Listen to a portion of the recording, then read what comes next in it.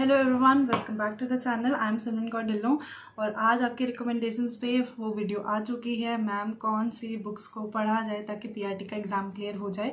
सो मैंने ये बुक्स जो हैं केवीएस के टाइम पढ़ी थी और भी जो मैंने एग्जाम्स दिए थे उस टाइम पे मैंने ये बुक्स पढ़ी थी। तो आज ये सारी बुक आपके सम्मुख रख दी जाएंगी।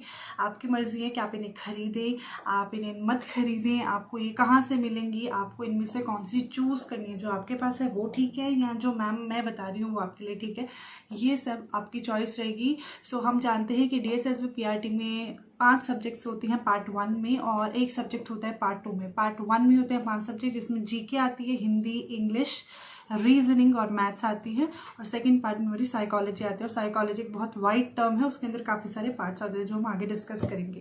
तो सबसे पहले हम पार्ट 1 के बारे में बात करते हैं। पार्ट 1 में मैंने आपको 5 सब्जेक्ट बता दिए जो आएंगे। पहला जो सब्जेक्ट है वो है जीके। जीके एक बहुत वाइड सब्जेक्ट है, हम सब जानते हैं।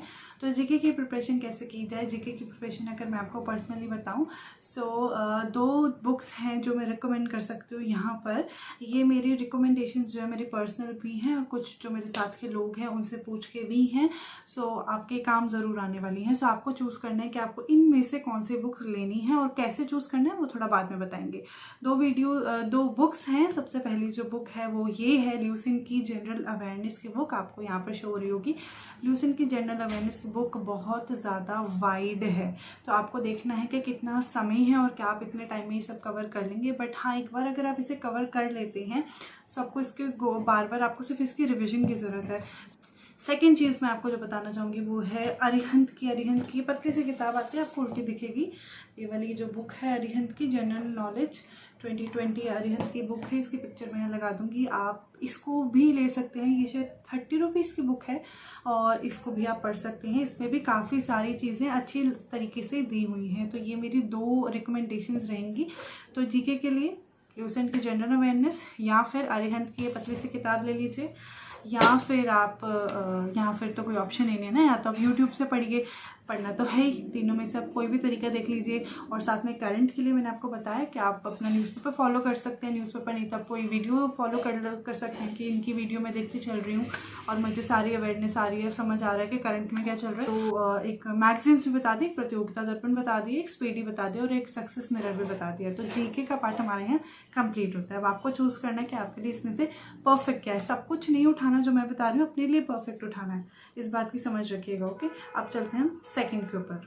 इंग्लिश में बहुत सारे बच्चे ऐसे होते हैं कि मैम हमें इंग्लिश जो है बहुत अच्छे से नहीं आती है और हम चाहते हैं कि इंग्लिश के लिए आपको बहुत ऐसी मैजिकल किताब बता दीजिए जो हम पढ़ें और हमें इंग्लिश आ जाए। दुनिया में ऐसी कोई भी किताब नहीं बनी है जिसको आप पढ़ें और आपको सब कुछ आ जाए, स्पेशल इंग्लिश के लिए। तो इंग्लिश अगर आप मुझसे पूछेंगे तो मैंने तो ढेरों किताबों से पढ़ी है, अलग अलग किताबों से पढ़ी है। तो अगर मैं अपना बताऊँ तो स्पेसिफिकली मैंने ये बचपन से 8th क्लास से ये बुक पढ़ी है जिसका नाम है इंग्लिश ग्रामर एंड कॉम्पोजिशन। ये एस्टन की किताब है। ये मैंने 8th क्लास से, मैं इसमें दिखा भी सकती हूँ, आपको यहाँ दिख नहीं रहा होगा, सब उल्टा दिख रहा है। मेरी 8th क्लास की बुक है और मैंने इसमें तब से आज तक पढ़ाई की है। इसमें सारे टॉपिक्स अच्छे से कवर्ड होते हैं और इसमें से मैं पढ़ना पसंद करती हूँ। और बाकी ये जो 2 बुक्स हैं जो मैंने देखा है बच्चों को पढ़ते हुए, जैसे इडियम एंड फ्रेजेस और एंटोनिम सिनोनिम की, वो बच्चे रटते चलते हैं, ऐसे किताबें पढ़ते चलते हैं और इनको रटते चलते हैं। तो वो डिपेंड करता है आप पे कि आप में वो क्षमता है कि आप बैठकर ईडियम्स, सारे ईडियम्स, इस बुक के सारे ईडियम्स पढ़ सकते हैं। तो आप ये किताब खरीदिए और पढ़ लीजिए। इतनी चीज़ें याद रखना मेरे हिसाब से पॉसिबल नहीं होता है। हाँ, अगर आपको आदत है और डेली आप इसे रीड करते चलें तो बात अलग है, बट इतने मेरे हिसाब से मैं नहीं रिकमेंड करूँगी कि आप ऐसी कोई बुक पानी में घोल कर पीजिए। ऐसा मेरा कोई रिकमेंडेशन नहीं रहेगा। तो इंग्लिश के फिर हम क्या करें? आप कह रहे हो कि आपने इससे पढ़ लिया तो हमारा भी तो सोचो हम क्या करें। तो आपके लिए मैं बोलूँगी, अगर आपको किसी कोचिंग इंस्टीट्यूट की किताब पढ़ी है इंग्लिश की, ठीक है, तो वो सफिशिएंट है, उसे उठाइए और उसमें से पढ़ लीजिए।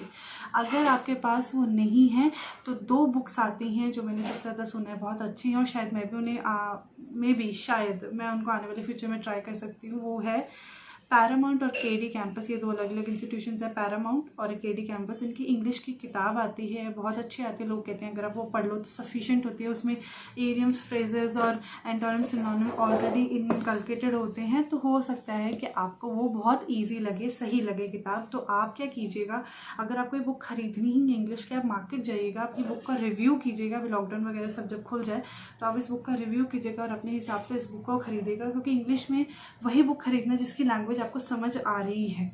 अगर आपको उसकी लैंग्वेज नहीं समझ आ रही है, आप वो पढ़ ही नहीं पाएंगे। तो आपको जाके ही खरीदनी चाहिए।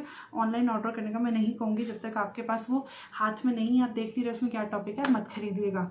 तो ये इंग्लिश का एक सिंपल है। और बाकी कोई भी कॉम्पिटिशन की बुक अगर आपके पास पड़ी है, आप उससे भी स्टार्ट कर सकते हो। अभी जैसा वक्त निकल रहा है, मैं ये नहीं कहूँगी कि आज ही जाइए और ये सारी बुक्स खरीदिए जो मैं बता रही हूँ, बट आपका क्या काम होना चाहिए कि आज मैं क्या कर सकता हूँ, आज मेरे घर में कितना सामान पड़ा है, कितना मैं उसका यूज़ कर सकता हूँ। ओके, अब चलते हैं नेक्स्ट के ऊपर। सेकंड सब्जेक्ट है हमारा मैथमेटिक्स। ज़रूरी नहीं है कि वो सबका ही स्ट्रांग हो, कईयों का स्ट्रांग होता है, कईयों का नहीं होता। मेरा बहुत नॉर्मल है मैथमेटिक्स, और मुझे कुछ खास पसंद भी नहीं है, तो मैं पढ़ती भी नहीं हूँ। इतना जानती हूँ कि पढ़ूंगी तो अच्छा हो ही जाएगा, इतना मैं जानती हूँ।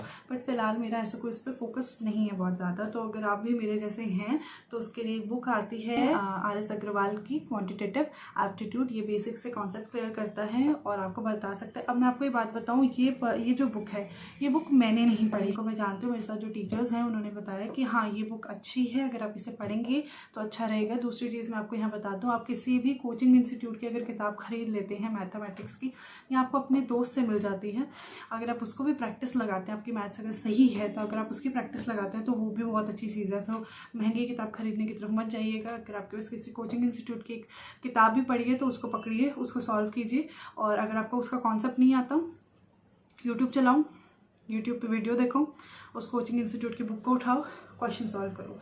इस तरीके से आपका मैथ्स भी अच्छा हो सकता है। अब बात आती है रीजनिंग की और हिंदी की। रीजनिंग और हिंदी में आपको एक साथ बताते हुए चलती हूँ। रीजनिंग के बारे में भी सेम जो मैंने मैथ्स के बारे में आपको बताया कि आप यहाँ तो जाइए, अरिहंत की कोई किताब खरीद लीजिए, कोई भी रीजनिंग की, और उससे आप पढ़ना शुरू कर दीजिए। कि आप क्या कीजिएगा कि यूट्यूब वीडियो देखना शुरू कीजिए। पता है, सिंपल, आप 5-7 अपने निकाल लीजिए। ये टॉपिक तो DSSB में आते ही हैं रीजनिंग के। आप वो 5-7 टॉपिक निकाल लीजिए। जब वो टॉपिक निकाल लेंगे, आप उनको यूट्यूब से कीजिए और अपने प्रैक्टिस सेट आपके पास कोई भी पढ़ा है उससे तैयारी कीजिए फिलहाल के लिए। जब लॉकडाउन वगैरह खुलता है तो आप अरिहंत की किताब खरीद सकते हैं रीजनिंग की, और उससे रीजनिंग आप आराम से लगा सकते हैं। अगर आपके पास नहीं है तो कॉम्पिटिशन की किताब उठा लीजिए, मतलब कोचिंग इंस्टीट्यूट की किताब उठा लीजिए, आप उनसे भी कर सकते हैं, क्योंकि उनको पता होता है कौन से क्वेश्चन आ रहे हैं। तो कॉम्पिटिशन की किताब अगर हम किसी कोचिंग की लेते हैं तो वहाँ से हमें ज़्यादा एक्सपोजर मिलता है, ये बात सत्य है। तो आप किसी कोचिंग इंस्टीट्यूट की किताब उठा लीजिए, यहाँ पर अरिहंत की जाके रीजनिंग की बुक उठा लीजिए, आपकी मर्जी है। बट यही कहूँगी, शॉप पे जाइए, देखिए, फिर ही लेना। बिल्कुल ब्लाइंडली नहीं कह दिया, मैंने कह दिया तो आप 2000 की कल ये सारी किताबें खरीद के ला रहे हैं, ऐसा बिल्कुल भी मत कीजिएगा। अब आते हैं हिंदी के ऊपर। हिंदी एक बहुत सरल सब्जेक्ट है, हम सोचते हैं हिंदी कर लेंगे जब एग्ज़ाम आएगा, बट मैं जानती हूँ कि अगर मेरे को एग्ज़ाम आज तक क्लियर हुआ है तो हिंदी इंग्लिश के बेसिस पे हुआ है। इंग्लिश मेरी थोड़ी ठीक है बचपन से ही, और हिंदी जो है उसके लिए मैंने जो कुछ फॉलो किया, मैं आपको वो 2 बुक्स दिखा देती हूँ। ये मैंने बाई चांस मैं एक दिन की मार्केट गई थी और मुझे ये किताब मिली थी। 8th क्लास की ये हिंदी की बुक है, और ये मैंने शायद 20-25 रुपये की खरीदी थी स्टॉल से। वो ऐसी बुक्स बेच रहे थे, और ये बुक बहुत अच्छी है। आप भी ऐसी कोई ग्रामर की बुक उठा लीजिए। एक मेरे पास ये बुक भी है, ये बुक मेरी फ्रेंड की है शायद, हाँ। तो ये बुक है, ये 6th क्लास की है। तो आप इनसे जो है हिंदी को पढ़ सकते हैं। आपको कोई बहुत ज़्यादा आउट ऑफ द वर्ल्ड जाने की ज़रूरत नहीं है हिंदी की चीज़ पढ़ने के लिए, यहाँ कुछ बहुत ज़्यादा पढ़ने की ज़रूरत नहीं है। आप इन बुक्स को लीजिए, इसमें सारे टॉपिक्स हैं, बेसिक क्लियर कीजिए और आपका हिंदी भी हो जाएगा। तो रीजनिंग हिंदी हो गया, हमारा GK हो गया, इंग्लिश हो गया, मैथमेटिक्स हो गया। मैंने बहुत सिंपल और सरल करके आपको ना ये बातें बताने की कोशिश की हैं, अपनी चीज़ों को खंगाल के, कि मुझे आपको बताना है कि ये बेसिक हम कैसे पढ़ें, ठीक है। तो मैंने वो पूरी कोशिश की है। इतने में आप समझ गए होंगे कि हम यहाँ से पढ़ सकते हैं, ठीक है।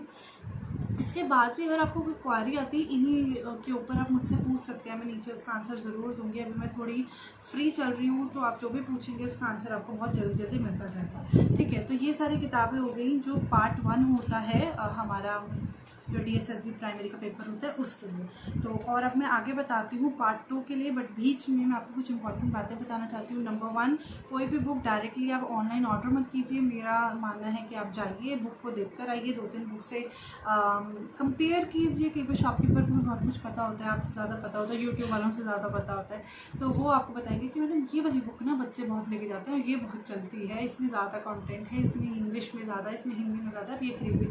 तो आप शॉप पे जाके लेकर आइए, फर्स्ट चीज़। दूसरी चीज़ है, जब हम पेपर के लिए बैठते हैं या पेपर के लिए तैयारी करते हैं, अब आप सोच रहे होंगे कि मैं आपको सबको क्यों बता रही हूँ, क्योंकि बुक्स सिर्फ बताना सफिशिएंट नहीं है, हमें उसकी डीप नॉलेज भी होनी चाहिए।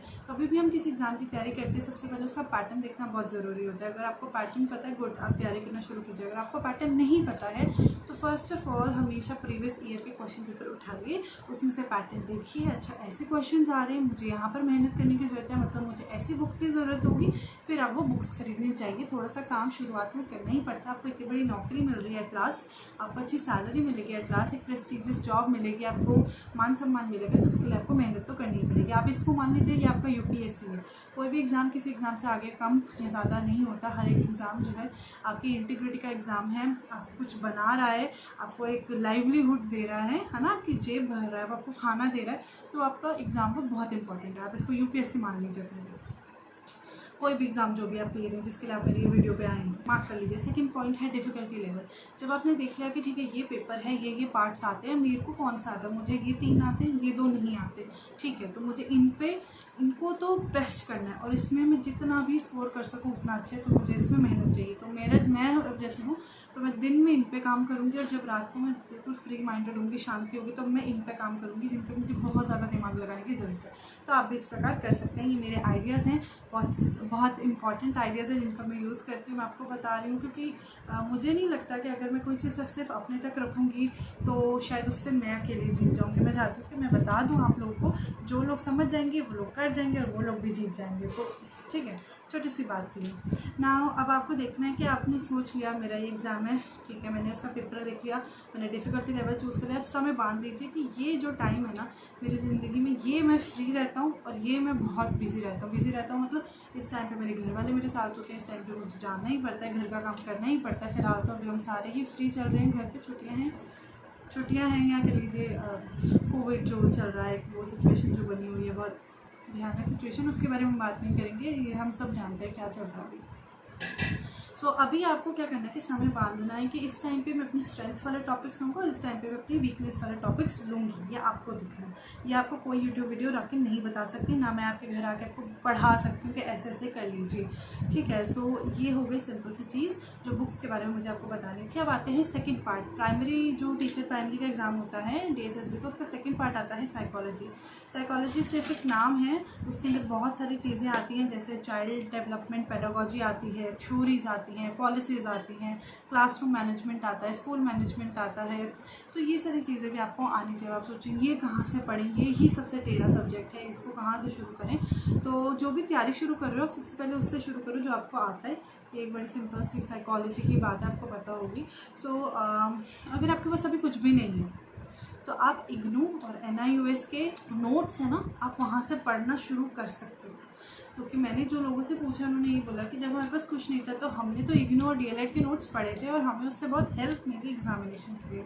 सो अब अगर आपके पास कोई कोचिंग का एक्सपीरियंस नहीं है, कुछ एक्सपीरियंस नहीं है, और NIOS की जो वेबसाइट पे जाइए, वहाँ पर डायरेक्ट नोट्स गिवन है DLED वगैरह के, आप वहाँ से उठाइए और उनको पढ़ना स्टार्ट कर सकते हैं। धीरे धीरे आप उनको आपके दोनों मीडियम में होते हुए, इंग्लिश और हिंदी दोनों मीडियम में होते हैं, आप अपने अनुसार उससे ले सकते हैं।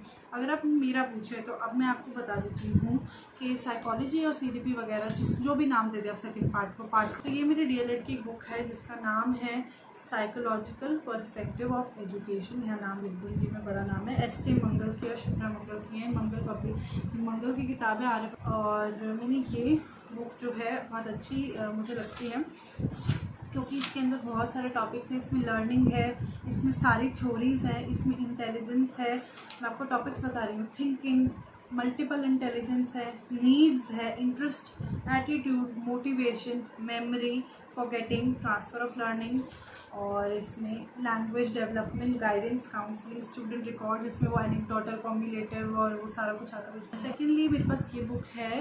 अब आप सोचेंगे कि जो मैडम बुक्स दिखाई जा रही है अब ये कहाँ से हम लेकर आए, हम कहाँ से पढ़े। अगर आप सच में चाहते हो ना पढ़ना तो आप इनको ऑनलाइन सर्च कीजिए, आपको वहाँ से भी बहुत कुछ मिल जाएगा, वहाँ से भी पढ़ सकते हैं। ठीक है, तो इसमें से स्पेसिफिकली इस बुक में से जो NCF का टॉपिक है वो बहुत अच्छा है। इस बुक का नाम है a text book of curriculum, pedagogy and evaluation. तो इसमें करिकुलम के बारे में बहुत कुछ है, पेडागोजी के बारे में बहुत कुछ है, और इसमें NCF के बारे में यहाँ पर अगर आपको दिख रहा हो तो NCF के बारे में, NCF 2005 के बारे में बहुत अच्छे से गिवन है।